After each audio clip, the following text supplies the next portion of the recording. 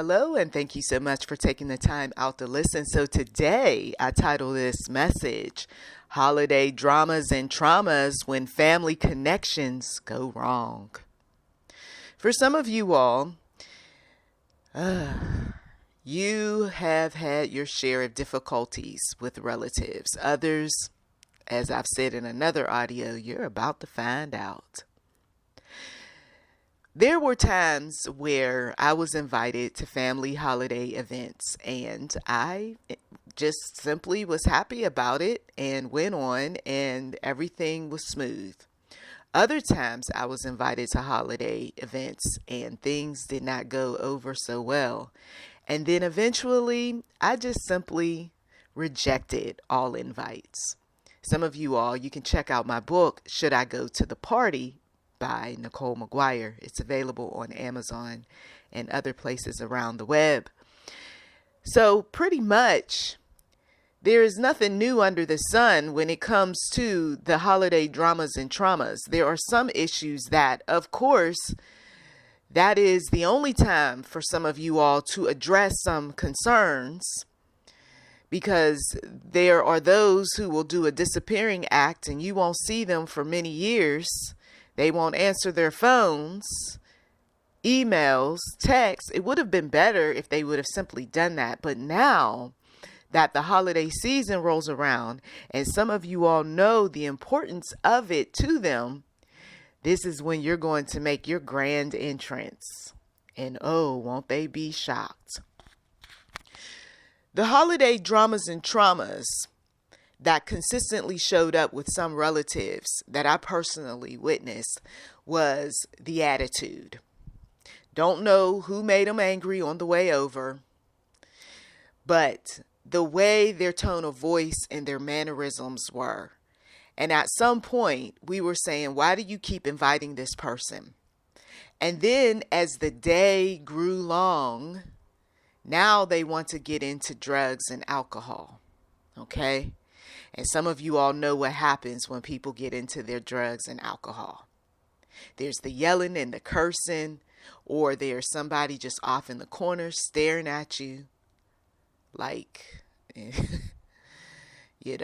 they are losing their mind, if you will, which depending on the drug, that's just what's happening. It's just one of those times where people just neglected over the years to get some help. And so you get around the family and they're triggers, you see. There's the abuse that somebody just wanted to make go away. I don't want to think about it, but there's Uncle so-and-so. Or there is the issues that were just swept under the rug and you guys be quiet and don't bring that up. And you're looking at that cousin. And then there are those exes that, why are you here? Or why are you telling all of whatever happened between us to these family members? And whether they show up or don't, the stories are there. The eye rolls and the deep sighs and the I've always wanted to ask you about. And some of you all can fill in the blank on what the ex told the relatives.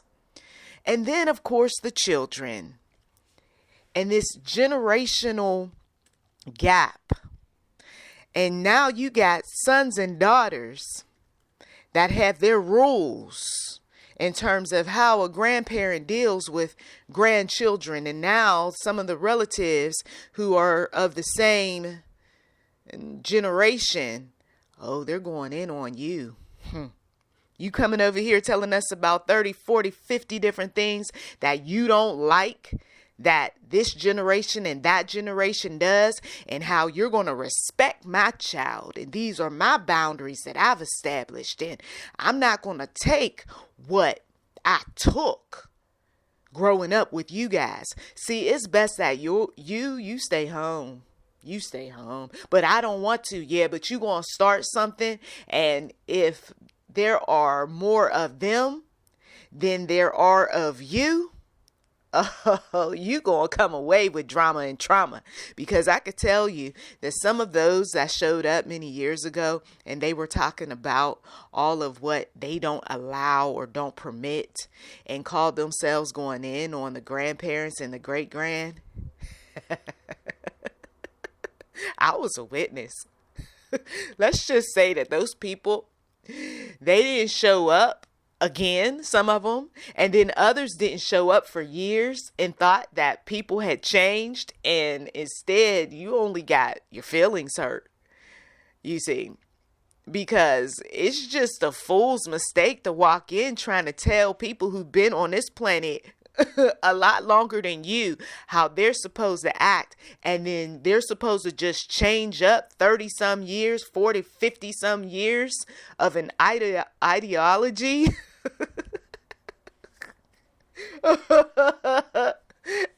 And I'm sincerely laughing because somebody's about to get told. And you should have just stayed home. The Lord was telling you to stay home, you and your kids and your grandkids, but you want to go into a fight that you're going to lose. You see? Just how it goes. You thought you were already filled with drama and trauma from yesteryear. Oh my. Whew. Now they're going to just go in, all in. You see, I support victims up to a certain point. Now, when you're going into the line of fire, nope, because I know God didn't call you into the line of fire. You see, my God, the God that I pray to, he doesn't put us in those situations where he knows that we cannot battle. You are still a work in progress. You still need to go speak to the minister, the spiritual counselor, get down on your knees, cry it out, and talk with the therapist, but yet you want to go into the line of fire and think that you're well equipped because you read a book or two. The wolves are going to chew you up and spit you out.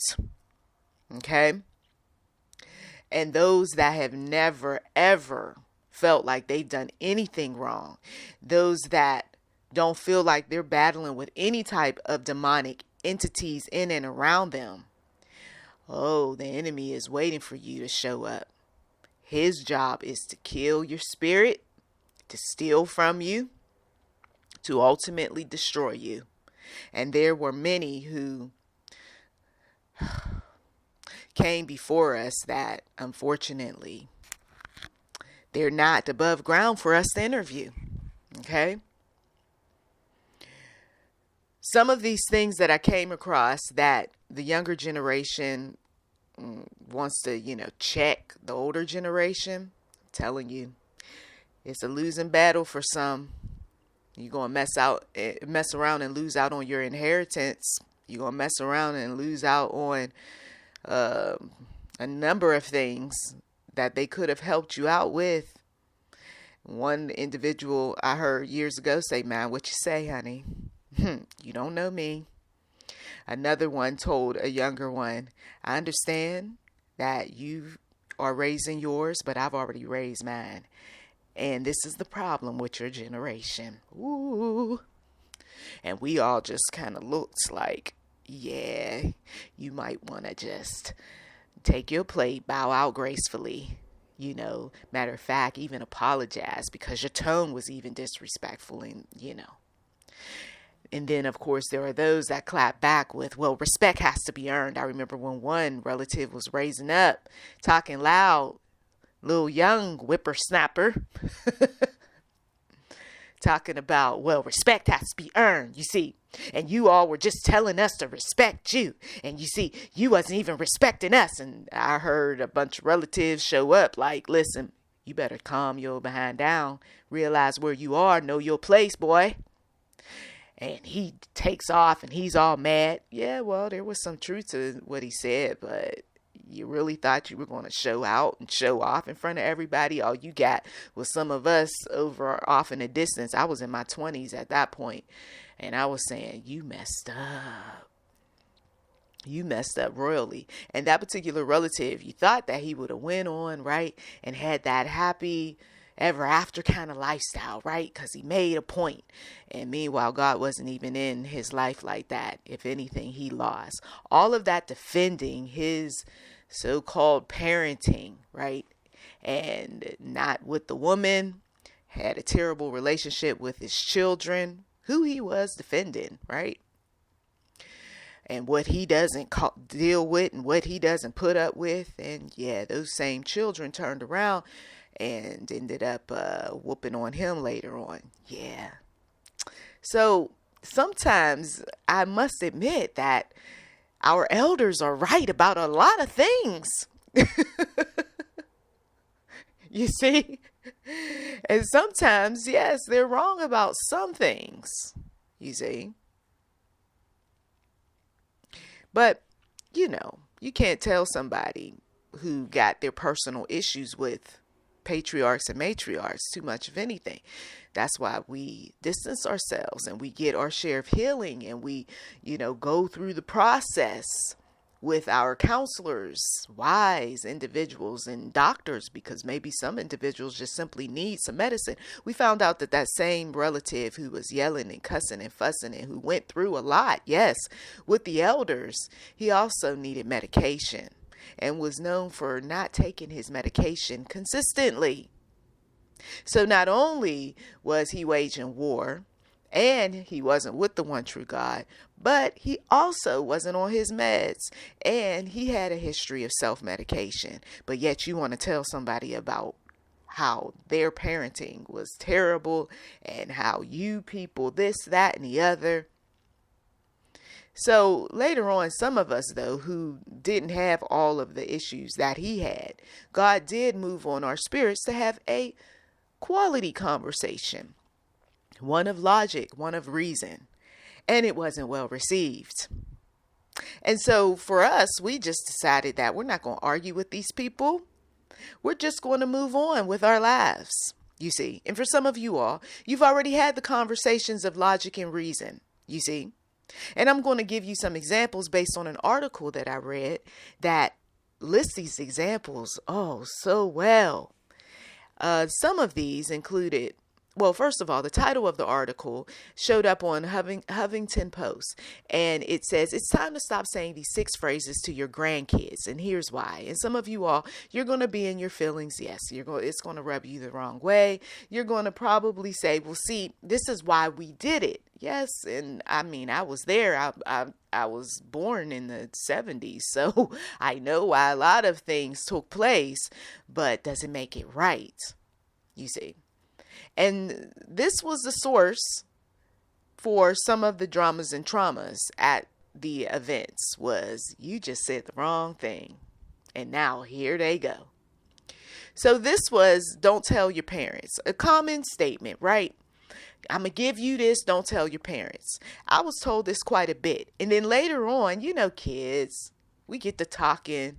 And sometimes the offers are a little better elsewhere. And so we go ahead on and we tell the parents. And now the parents come back and talk about, why would you say that? You see, you don't tell my kids.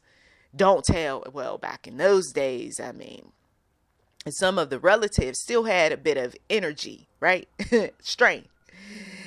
And I remember there were those that said, listen, you're not too old to get your bleep kicked. So watch what you're saying to me. And the reason why, it doesn't matter the reason, you shouldn't once again. I don't want to have to hurt you. And this was adult sons and daughters going in on parents about the whole don't tell your parents. Now, sometimes grandparents thought it was cute, to say that.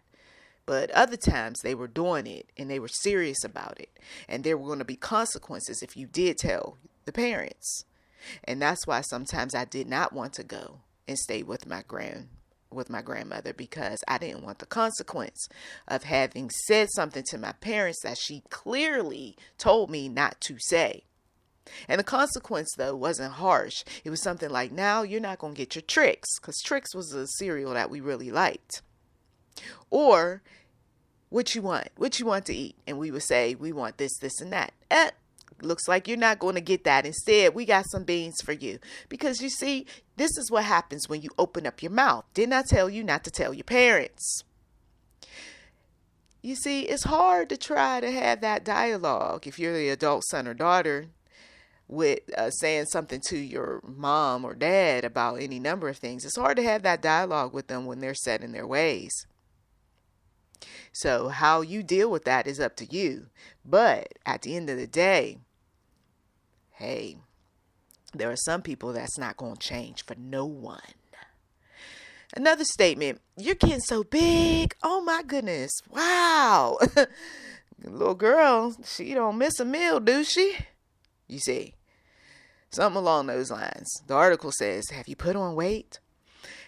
At the end of the day, there were those individuals who, once they got older, they came back and they told relatives, you really made me feel bad when you used to always mention something about, how much food was on my plate or how big I got. And it really hurt my feelings. And they said something like, well, I'm sorry, but I mean, your mama should have told you, or your daddy should have raised you right. This right here, that's greed. That's just food on top of food, and then they wonder why you was having problems with your health. I know, but you didn't have to say it like, well, I said what I had to say. That's on you and your mama and your daddy. Matter of fact, tell them, come on over here. I have a conversation with them too. You see? I mean, a lot of what people advise you on the internet and off the internet, it doesn't go so well, does it? Yeah. See, this is reality. This is truth. And some of us, you guys nowadays call it fat shamed or whatever else. I wasn't a fat kid, but once I started gaining a little weight here and there, I was told about it. And I'm grateful because it makes me conscious of what I'm doing, so that I don't bring unnecessary hardship on my family because I don't know when to stop eating, you see. So I'm grateful for it. But for others, they just took it to heart to the point where, they also didn't like what was said, and it only caused further harm for them. I try to have that conversation. You can't have certain conversations with people. You just can't. I'm trying to save you, but you don't want to be saved. So go head on. You see? There were those individuals who would have their little statements about, look at her. She's so spoiled. Look at that. Especially around Christmas with all of the toys, right? And all of the clothes and the jewelry, and whether you were a child or whether you were grown, somebody heard about everything that you got. And they were doing that just to let mothers and fathers know that, I'm taking care of mine. I mean, I understood the premise behind it. But then as time went on, people were advised it's best not to tell her. But I don't understand why I can't tell my mother or tell my father or tell my cousin or my sisters or whoever or my brothers about all of what I did for mine. Yeah, but see, the problem is some folks don't like all of that. As quiet as it's kept. Some of them, they're jealous. Some of them, they can't do for their own. And so later on, it became, you see, you didn't have to say all of that in the way you said it, in the tone of your voice. And I mean, you spoiled yours, and look at them and the way they act. Fast forward. Now they're expecting other people to do the same thing, and we're not buying all of that stuff for your kids. And I know you love them and you will do anything for them, but other people don't see it that way, especially when they already got. And besides, they're not the nicest kids either. And then some folks even went so far as to say, and they're not the nicest looking ones either, but oh yeah. You see? Now you see why I'm on the side of the victim, why I'm on the side of the oppressed, the one that's held captive, the one who's spiritually blind all these years because of the wicked and the harsh and the mean-spiritedness and the ugliness that was spewed out over the years. I decided to channel that negative energy that I could have been that one that went all in on some people. But instead, I turned it around and I asked the Lord to help me, you see. Because when you're having children of your own, you don't want to do what was done to you. And you are very protective of them. There are my children who were they were just simply encouraged not to be around certain individuals, not to reach out, because we know what the programming is, right? And there were those who were told not to reach out to me because they were aware of my programming over the years, right? But the thing was that when people haven't been updated on your progress, when people don't know you like that, when all they know is who you were around back in the day and they haven't been since updated, and they're not bothering to update, they're always going to be that way, guarded, and they're always going to see you in the way that they saw your relatives, guilty by association, you see. And for some of us, we simply cut off some people because we did not want to be associated with. And we got tired of people assuming things about us that were untrue. So if I cut myself off from certain individuals, then you can then assume whatever you want to assume. Hopefully it's positive, but if not, then that's on you, right? We move on. There was this other behavior that really got on my nerves, and eventually I ended up freezing up on people. And this one was, come over here and give me a kiss, give me a hug, talk to your aunt, or your cousin or whoever, your auntie. I don't know these people. I don't want to hug these people. I don't want to give them a kiss. I don't want them kissing my face. Matter of fact, I'm going through a lot with acne. I spend a lot of time, I was a kid thinking this way. I spend a lot of time in the mirror, getting whiteheads out, blackheads out. I got these big bumps that show up practically overnight. I don't want somebody with their lip gloss or lipstick, or some man who just licked his lips that you say is a cousin or an uncle or a friend or whoever that I've never seen before, putting their lips on my face. Yes, I went through all of that. And because as time went on, I started moving from the ugly duckling into the swan. Now they really want to, oh, she's so pretty. Oh, she's so beautiful. Oh, she's this and that, you see. And it's like, I don't want that type of attention. And so here comes the hair all over my face, right? And because sometimes you're not comfortable with the beauty.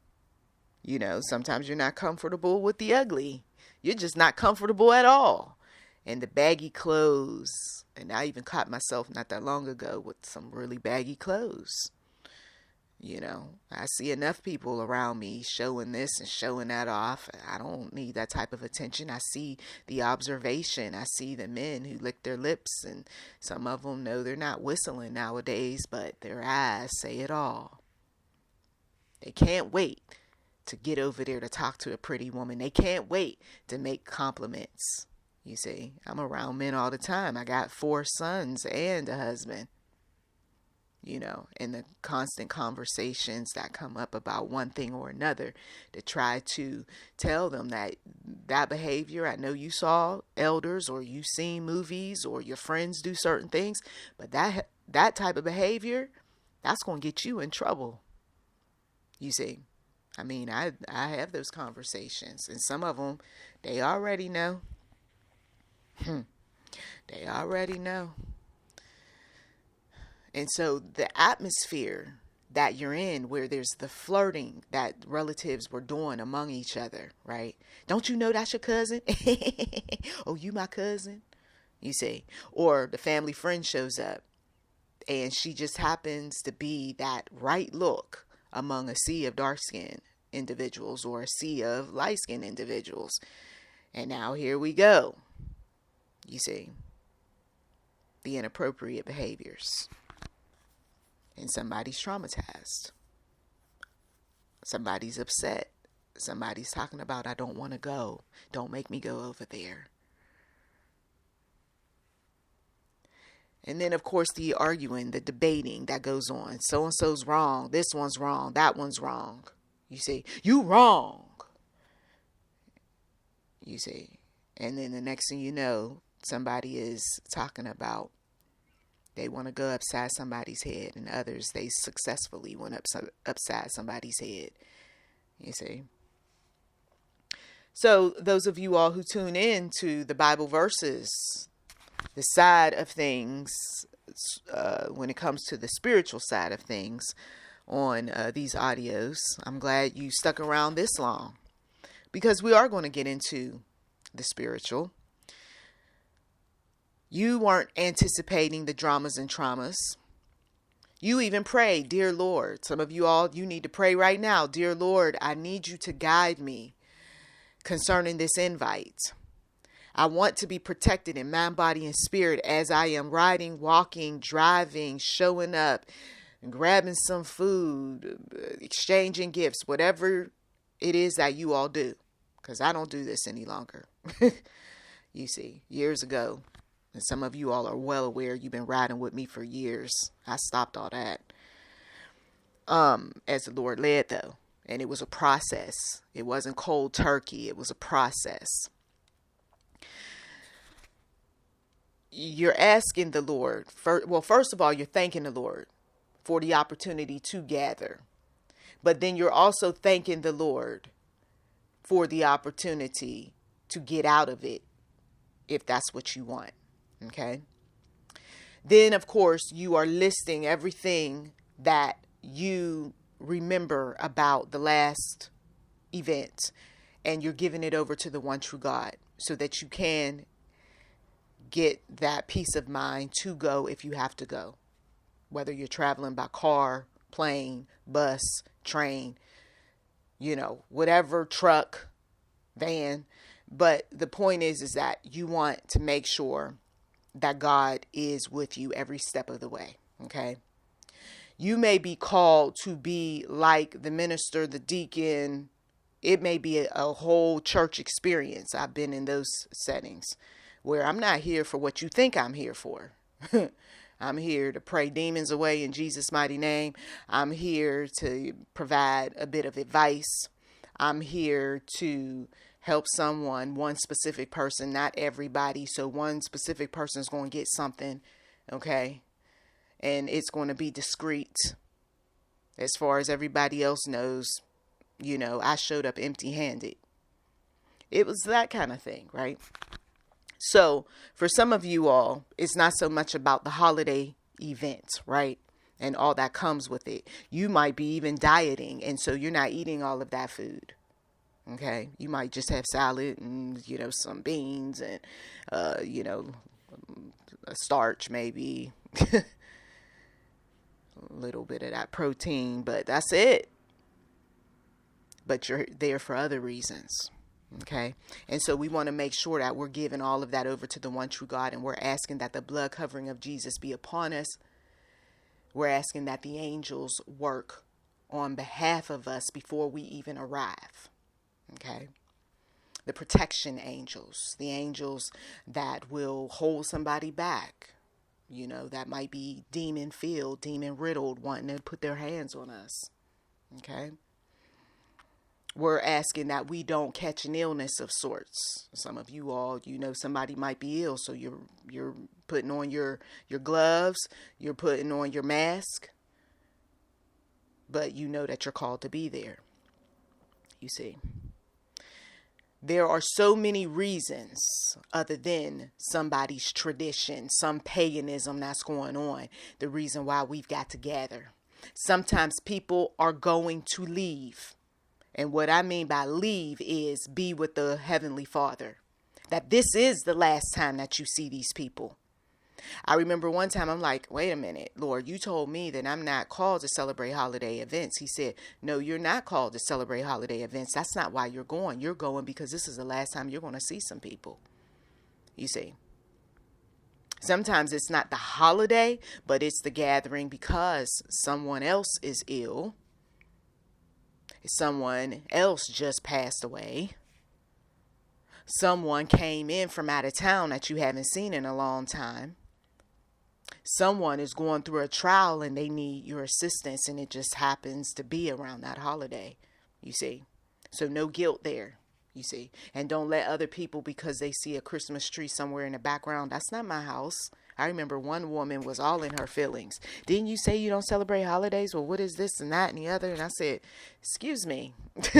You see, you jump into conclusions. and you don't even understand or know what is happening. Someone said, oh, you don't celebrate holidays, but you talk about them. Absolutely, I talk about them because I know that some of you all celebrate them. And I'm trying to be like Jiminy Cricket talking to Pinocchio. Hello, because there's a lot of liars around holiday seasons. They lie about their relationships. That's why if you're going to lie, why you even show up with your husband? If you plan on breaking up with him or divorcing or separating or whatever else, why lie and say everything's good when we know better? It's better that you stay home if you got to tell lies while people are assuming things. And then meanwhile, they got their share of issues. Facebook is one big old lie. It's just better not to put nothing up because we are going to match you up with what your Facebook shows. And if your Facebook for years has been nothing but good things, I expect good things showing up. You better match your brand. You sold us on that. I expect you to show up being very generous because I saw your Facebook posts. I saw how you gave to this one and that one. So when you show up, I expect you to be that way. You bragged about all these wonderful things that's going on. So you better show up with a big old bright smile, and you better keep that for how many hours you got to be in that household? Because see, you sold us on it, right? We don't want to be disappointed. And for some individuals, they're like, I'm so sorry that I did that. Absolutely. So that's why you need to tell the truth and quit being fake. Tell the truth. And so someone says, are we getting to those scriptures yet? Absolutely. So now someone is at the family holiday event and they are offended. They're angered. Let's just assume that that's what has happened. Scripture says, Ephesians 4:31 and 32, let all bitterness and wrath and anger and clamor and slander be put away from you. But I'm angry. I know, but I'm just reading scripture. And I'm bitter and I'm resentful and I got issue with. And they said this about me and they said that about me. I know, but I'm reading scripture. Do you want to follow scripture or do you want to just keep talking about your feelings? Yeah, exactly. So what Bible says is that we have to put it away from us. This is why some people snap back so quickly because they know. And they've asked that the Lord calm their mind, calm their spirit. You know, Lord, put a hand on my shoulder and another one on my mouth. You see. And then they will redirect what all they feel and talk about it with someone else that they feel totally comfortable with after the holiday event. And then they make up in their minds that they don't show up again. Or if they show up, they're going to show up with people who can be able to calm things down a bit. Mediators. You see.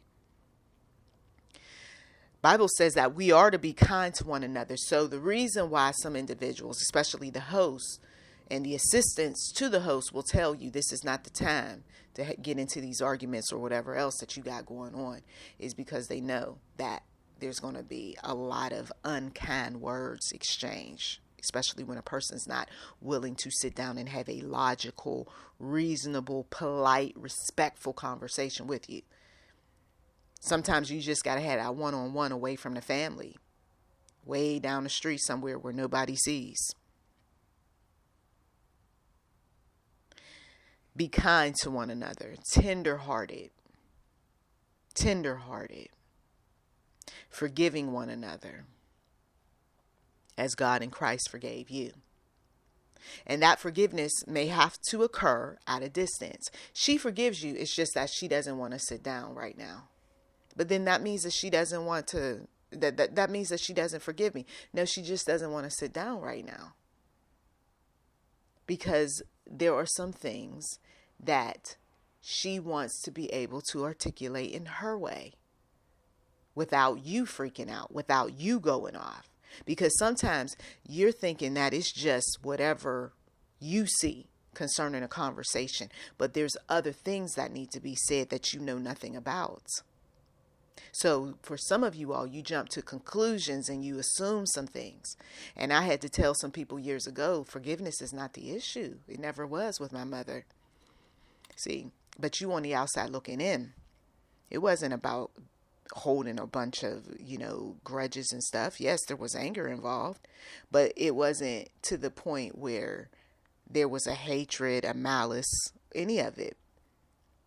There was anger involved because when you see somebody is doing some things that is self-harm, it is a righteous anger. When people are saying things or treating you in a way and they have no plan on changing their way, it becomes one of those things where you have to protect yourself by any means necessary, and you have to protect your family. There were a lot of dynamics in terms of my relationship with my mother, who is no longer above ground. And when people assume things, especially when they gather, and some of them they gather for all the wrong reasons, this is when God shows up and shows out. And many a mouth got shut. And some people are going through their share of issues, and they thought they never would with their own children. You see how God works? I give him all the honor, all the praise. You see. Proverbs 15:1 says, a soft answer turns away wrath, but a harsh word stirs up anger. If there is an issue that needs to be addressed right then in that moment, then we can do it softly. Excuse me, I need for you to come right here. Yes, can we talk? Well, I got this and that to do. Oh, now you want to be loud. I'm not trying to be loud. Yes. You're trying to be loud and you're trying to make a scene. I tell you what, we're going to have this conversation at some point. Don't you start with we're going to have this conversation. Because you know that what you're doing right now is real foul, real disrespectful. Okay? Real mean. I know you want to get your point across, but this isn't the way to do it. You see, and you have a witness with you, because in that way the witness will say, she wasn't disrespectful towards you. She wasn't acting out of pocket. You were the one that started with your emotions. You were the one that started with your tears and getting all in your feelings. And you're the one who jumped up and started cursing at her and cussing. You see, have a witness. Always have a witness. Colossians 3:13 says, bear with each other and forgive one another. If any of you has a grievance against someone, forgive as the Lord forgave you. What we're simply doing with forgiveness is we're releasing it. Releasing the revenge, releasing the I'm going to get you for old and new, releasing the okay, bitch, okay, that type of stuff, right? Because for some of you all, am I being honest? Isn't that where we were at one point in our life? And then we finally said, do we want to be called the bitch? Okay, so let's not do that. Let's let go of all of that. Sassy, disrespectful, ignorant, gossip. We're above that. And instead, when we sit in the presence of the individual, we just simply see them as a human being. You're a human that has flaws. I have flaws, right? How about we work together on our flaws, right? Some of them we can work together on because we know who the culprit is, who put a bunch of issues upon us. But if we're going to just keep going down that path of we don't see the elephant in the room, one of us is going to sooner or later stomp on the other. It's only a matter of time. The anger is in the wrong place for some of you all. You're angry and you don't even know the story. Some of you all, you're upset with your sibling. You're upset with your mama, your daddy. You aren't looking at the years of programming that they've received from their elders. You're not putting yourself in their shoes. You refuse to because the hurt within won't let you. But if I give my hurt over to the one true God, I can pick up the phone, Lord Jesus, and I can have that dialogue. But when I don't give over that pain and that upset, it becomes very difficult, doesn't it? The day that I said, let me pick up the phone and have that conversation, and I was all too ready to have a conversation with my mother, I was met with attitude, with sassy, with being short. That was it. Because I had picked up the phone many times in the past and had dealt with it already. And I was okay. I was all right. But at some point, enough is enough. Now we have to establish boundaries. And when a person treats you in such a way where it impacts your health, and you even have a doctor tell you that enough, that's when you have to stop.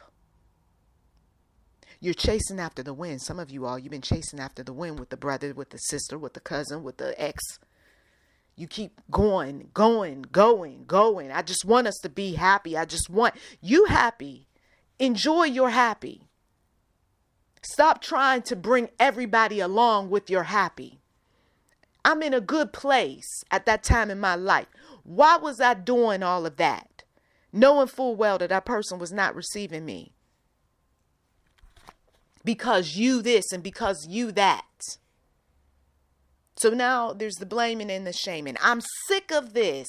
I'm going to go full speed ahead and enjoy the highs and the lows of life without everybody, without chasing after the wind. I'm going to stop sending these emails. I looked at old emails that I sent in 2012.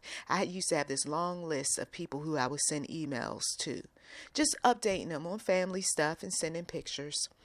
I looked and I had this book, this book that had all these different addresses and so forth. And I used to be the snail mail person who would send all of these letters. There's people all over the United States that got a letter. And I was like, wow. And even overseas too. And I was like, okay, but it's not being reciprocated though, you see. And I was the one who was going to those events that people invited me to. And that too wasn't being reciprocated.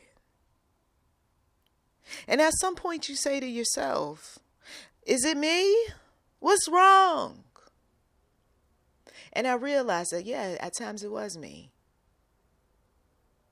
Because not everybody wants an authentic person seated at the table. They don't want flaws. They don't want the creme de la creme either. Then there were those that were reciprocating. Over time, it took a while. But that was short-lived. And I accepted it for what it is. Life gets in the way. And some individuals, we pick up conversation like we never had distance. Those are the quality friends. Those are the quality family members too. I ain't heard from you in 3-5 years, but they ain't acting nasty about it. Some of them didn't even mention anything about it's been 3 or 5 years, past. It was just, hey, what's going on? How you been? You see? Our relationships sometimes are just better off away from the family.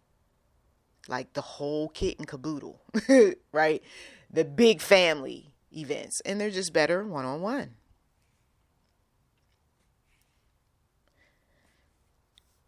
Some biblical stories, and then we'll close out the message that you can just further explore for study.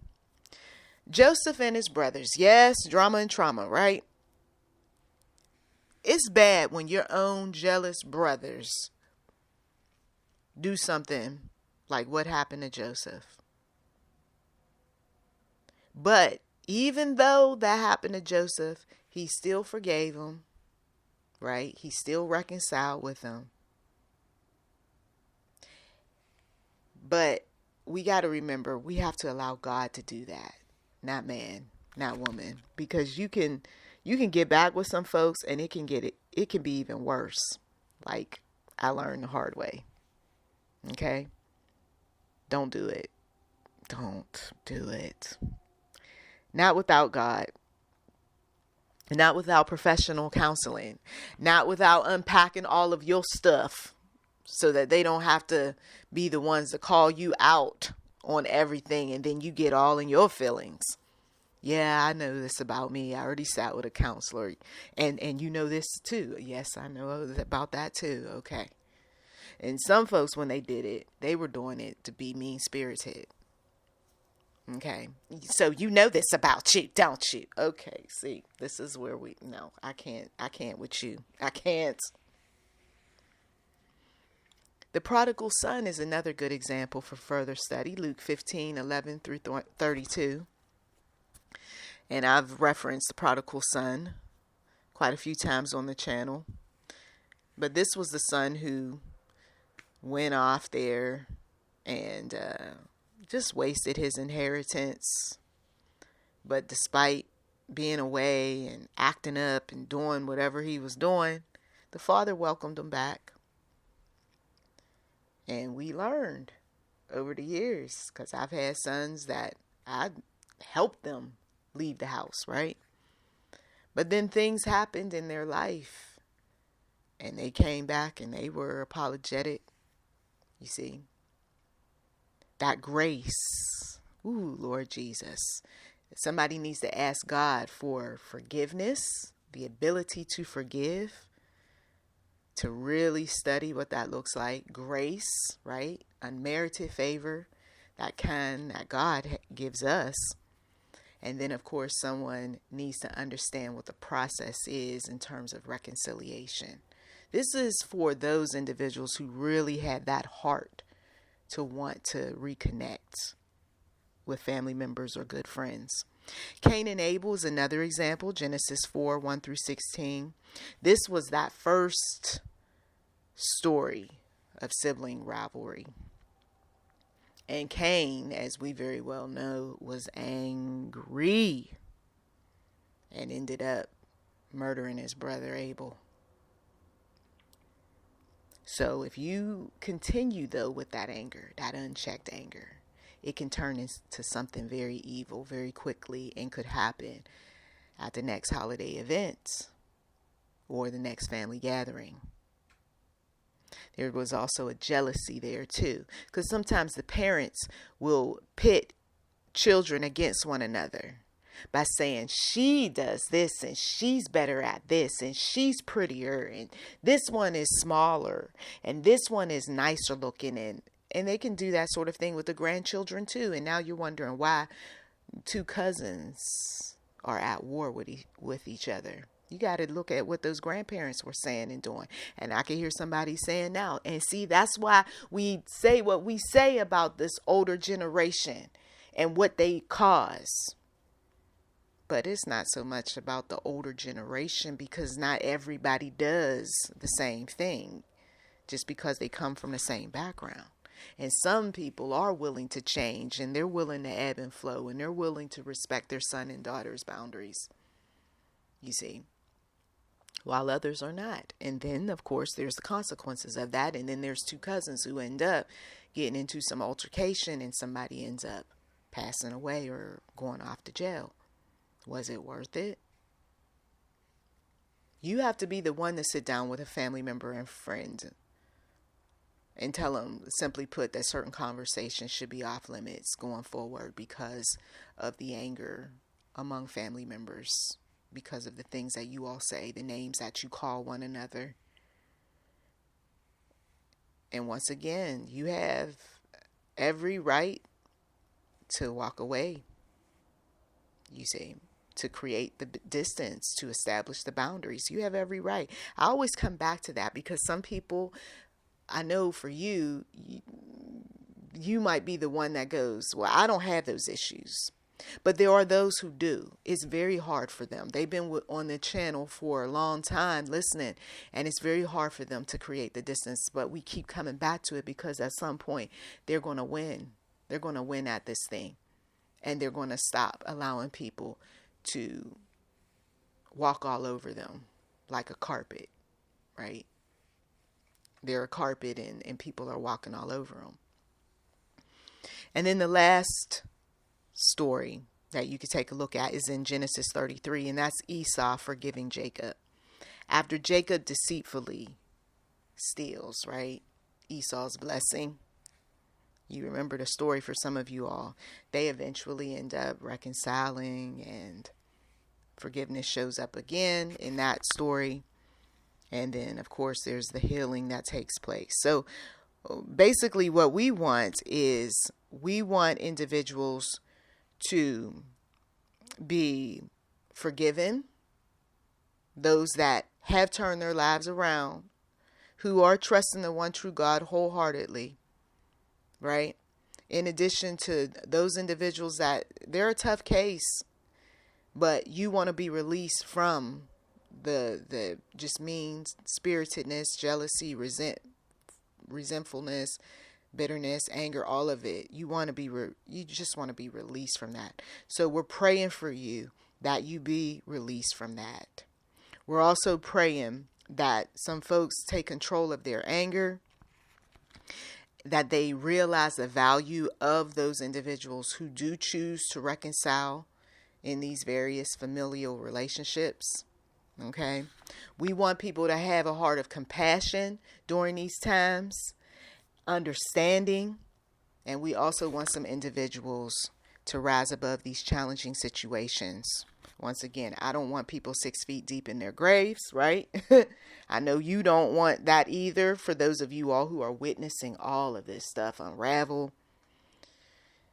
And then most of all, we want God, right, and his angels to work on our behalf, okay, in every situation.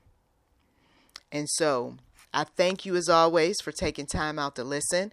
There is a part 2 to this message for those who need more study, more understanding, and you're welcome to listen to that. Thank you as always for taking time out to listen. You've been listening to YouTube NM Enterprise 7. Feel free to like, subscribe, comment, share. And yes, we do welcome giving on this channel. And thank you. The links are in the description box.